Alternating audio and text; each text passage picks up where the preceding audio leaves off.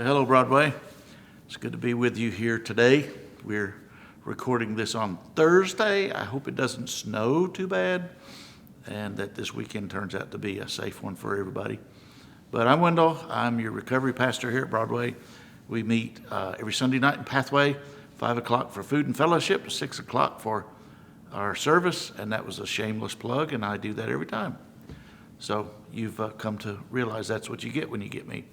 Anyway, we are in John chapter 3 today, and I have to tell you, hands down, John is my favorite gospel writer.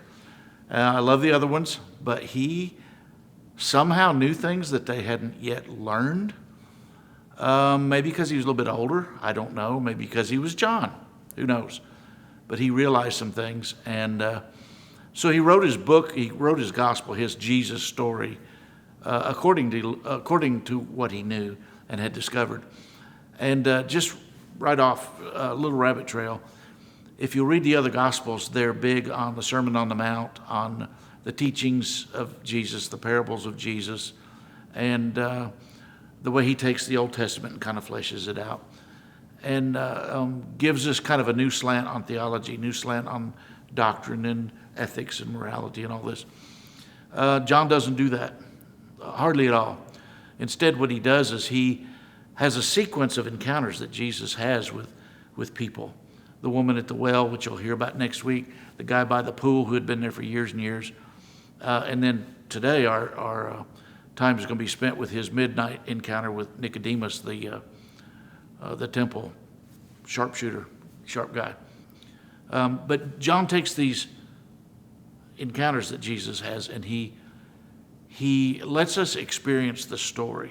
Instead of teaching us a concept, he lets us experience the story, and we learn as we watch and we hear, and we actually kind of empathize and jump right into it and find ourselves in the story and find our own truth and untruth in the story. So John used that approach, and that's actually going to come out in what we're going to talk about this morning. But Nicodemus, did you know what? Nicodemus doesn't have an H in it. Every time I write Nicodemus, I put an H in it, and then I look spell check and it never comes out right, and there is no H in Nicodemus. I'm not sure what that means.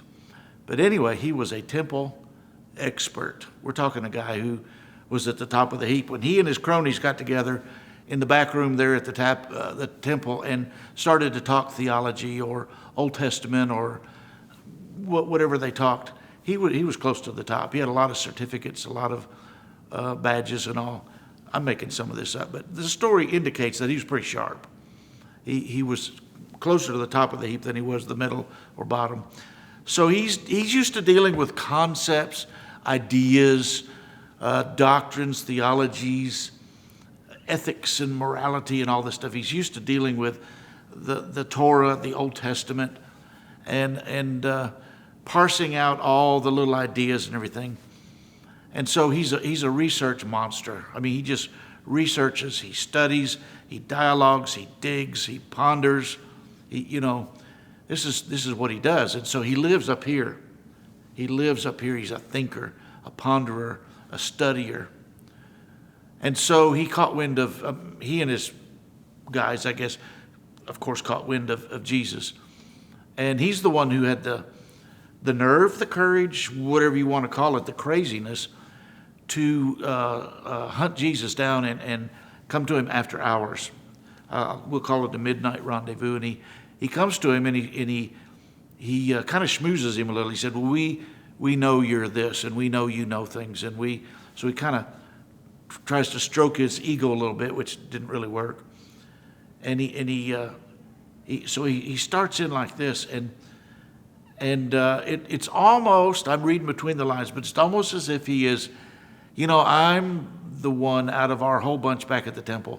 I'm the one who came to you because I'm thinking that you can give me a concept, an idea, a doctrine, a theology, a little snippet of truth that would be brand new to my bunch back there, and I can take that back, and boy, they'll be impressed that I got a little piece from you, this rabbi. Actually, I may not tell them where I got it. I'll just go share it. But anyway, I don't know that that's his motivation. Maybe he was spiritually hungry. I don't know. But anyway, he shows up there with Jesus, And he's the conceptual guy. He's the idea guy.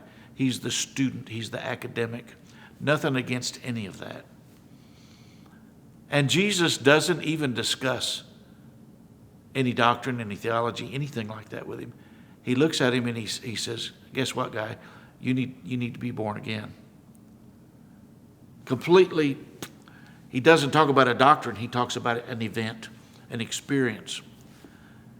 And of course, Nicodemus tries to understand it intellectually. And how is this possible? How can this, give me the science on this. Explain and Jesus you're the professional here. You don't get this? You don't know what I'm talking about? And then he goes on and he talks about a water birth and a spiritual birth. He talks about the wind. He talks about all these experiential things. And he says, you got to be born of woman, which the water breaks, you're born. And then you need to be born of the Spirit. The wind blows and something happens deeper, richer. There's a born again experience. So Nicodemus, we don't know whether he got it or didn't. The story never unfolds to that. But it probes us.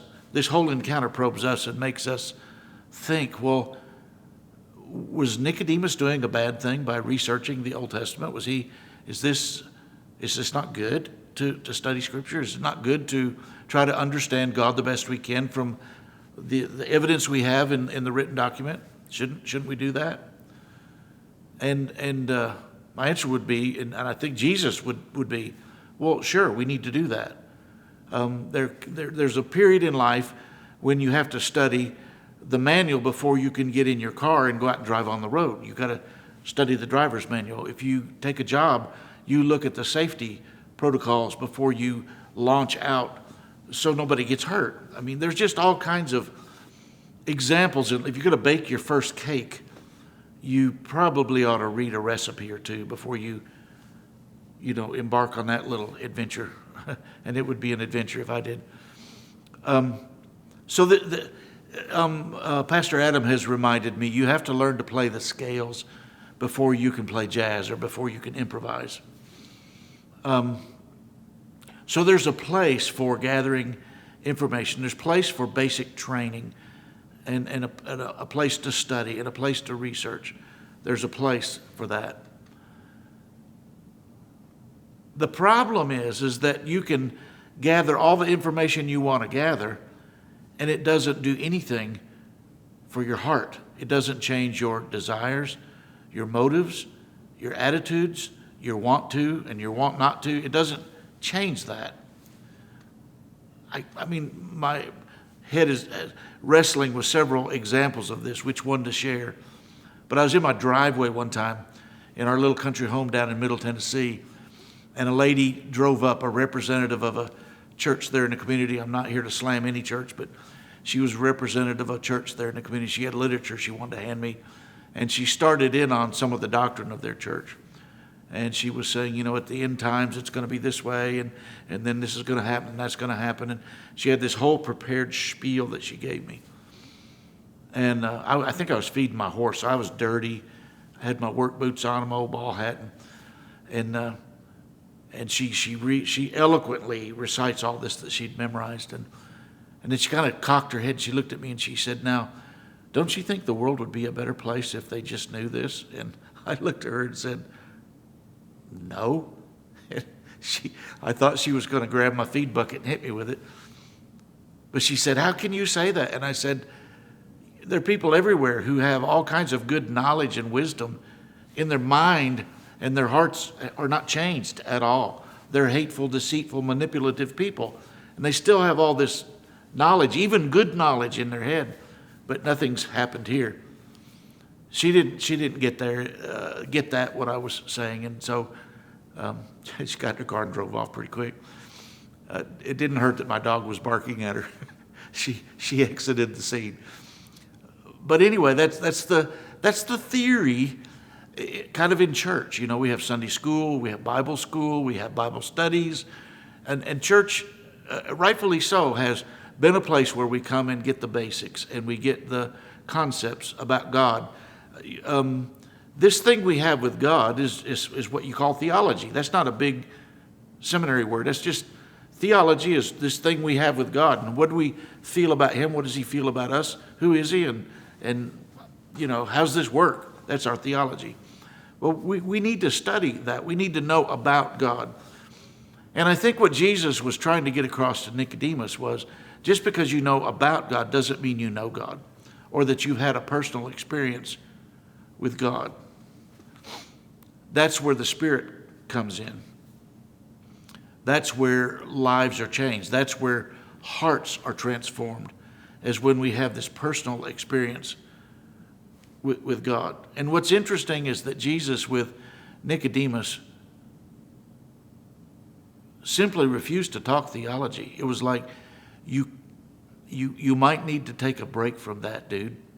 You might need to move away from that for a while and just start to wait for the wind to blow. Pastor Adam's going to talk about this next week, and Laura, they're going to talk about the Jesus encounter with the woman at the well. Do you remember that encounter? She tried to get him to talk theology. Well, we think the temple should be here, and you all think the temple should be there. She was trying to get him to cross swords with some Old Testament verses. That's what we do all the time in church. We do it denomination against denomination, whatever.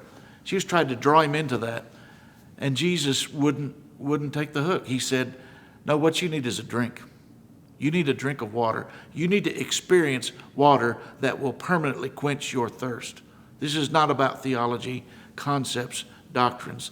This is about a divine touch, a divine blow, a divine taste, a divine experience that we have that changes everything.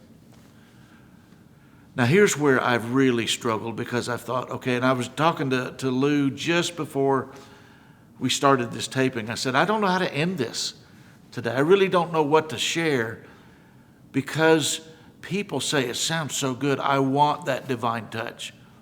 I want to know that God's wind is blowing in my heart and changing my heart and making it new. But I don't know how to do that.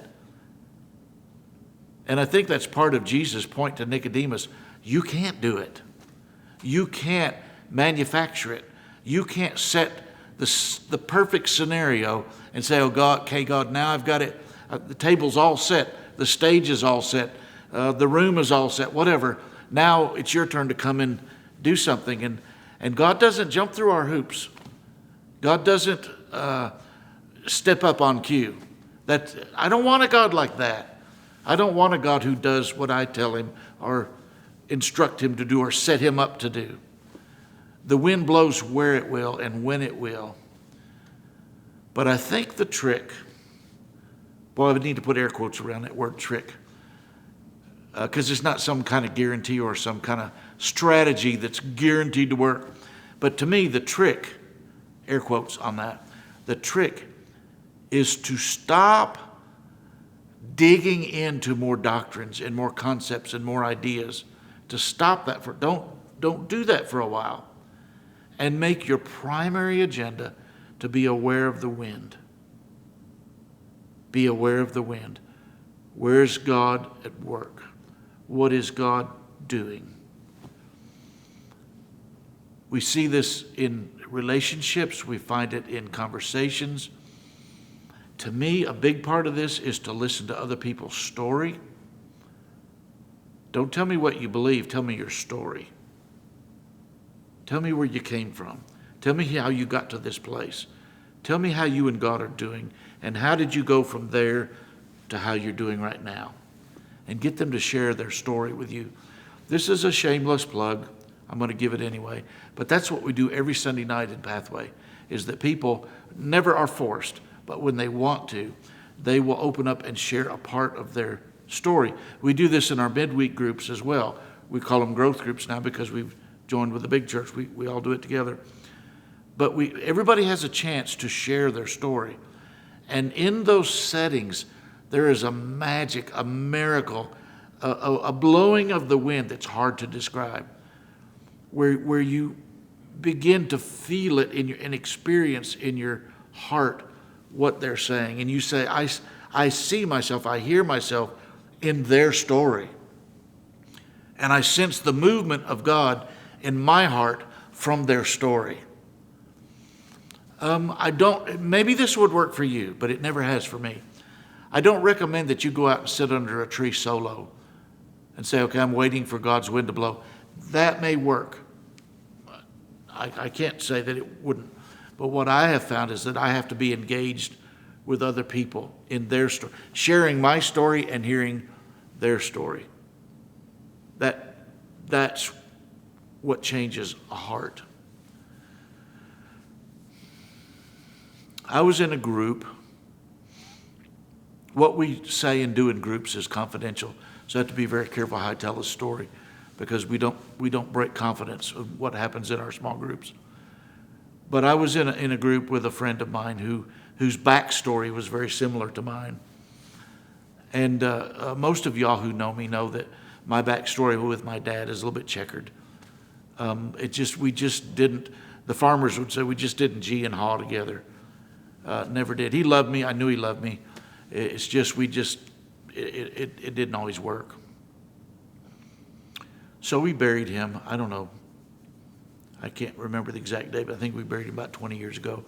And for years, I harbored this anger and this hurt and this block in my relationship with my dad, even though he was deceased. Like I say, I loved him, but there was just this block. And so this friend who had a similar story was sitting in a small group, sitting right across catty corner to me. And he started sharing about going to the gravesite of his parents. And he had written something for them, and was making amends with them at the gravesite. And he was sharing about how, as he did that, I'm paraphrasing here, but he felt the wind blow.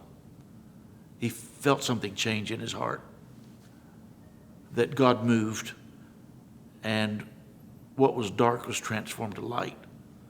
What was bitterness was transformed to love and affection. And as he shared that in that group, I'm sitting there and I realized in an instant, whoa, that's happening to me right now.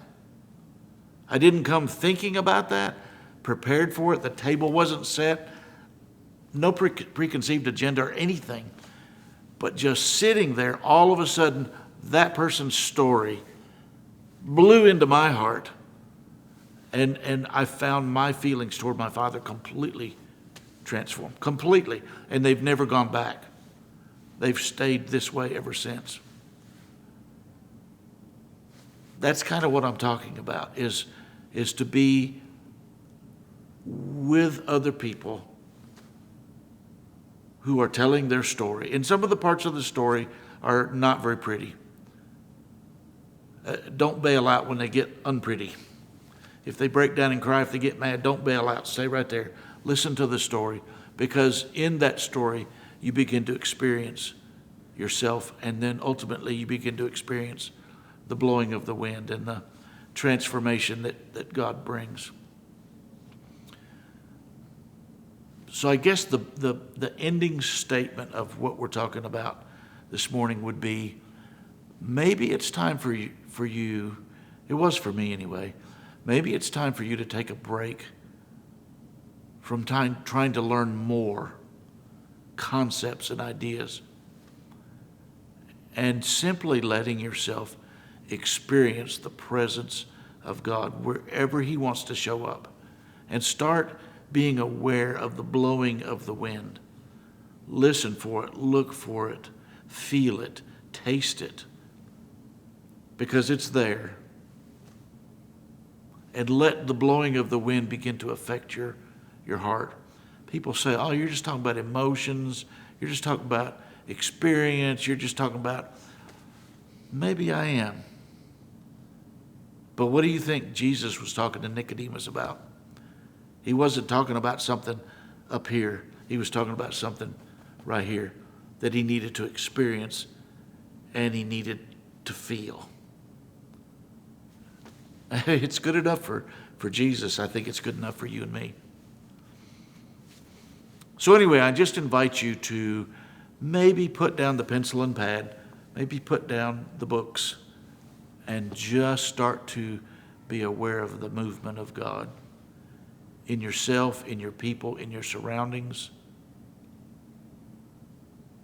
Just be aware of his movement and see what might happen. Let's talk to him for a minute.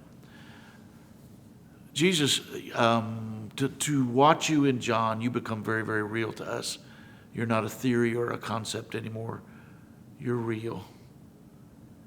And your conversation with Nicodemus could just as well be your conversation with a lot of us who are right here in this virtual church right now. That we've done our homework, we've studied, we know a lot about you, but a lot of times we don't feel like we really know you. And I have a hunch that you want us to know you. So I guess I'm asking you to do something you're already doing, to be patient with us, because we're slow, but we want to experience you. And I guess my prayer would be, blow into the lives of the people here at Broadway. Blow into my life. Blow into Lewis's life. Because that's what changes us. That's what makes us new. That's what grows us. So we'll talk to you later. Thanks for joining us here today. It's been a pleasure.